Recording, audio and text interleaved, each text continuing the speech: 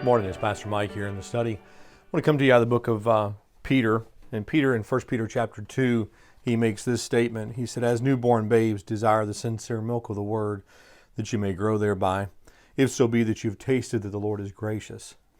And here we find a very unusual command, and that is the command to desire the right things. We look at the psalmist, and the psalmist says, as the deer panteth after the water brook, so my heart longs after you. And now we not only have a description of someone's desire for God or for His Word, but we have a command. And he said, I want you to be as newborn babes, desiring, of course, a newborn babe needing fed regularly and dependent upon that feeding for its maturing and growing. And we also have to have a understanding that the Word of God is not just an option that we should have to our spiritual diet, but it is the necessary lifeblood of our spiritual walk. Without it, we cannot grow, we cannot sustain ourselves. And so then he says, as newborn babes, desire. And there's the command. God's saying to you, desire the sincere milk of the Word. And you might sit back and say, how am I supposed to desire something I don't desire? And I think there may be a couple of tacks on this. First off, I think the reason we are never very hungry is that we're always eating something else.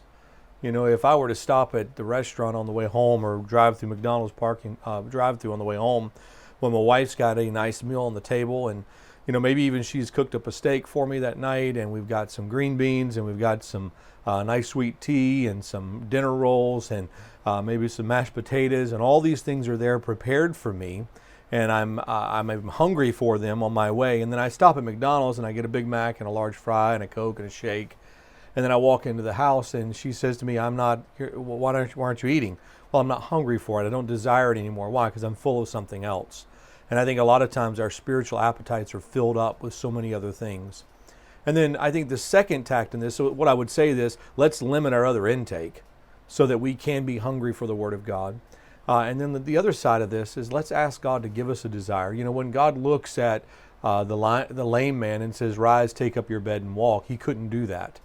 But then he was able to do it, and God gave him the ability to do what he couldn't do. And so let's ask God, give me a desire for your Word, and make that a part of our prayer life on a regular basis.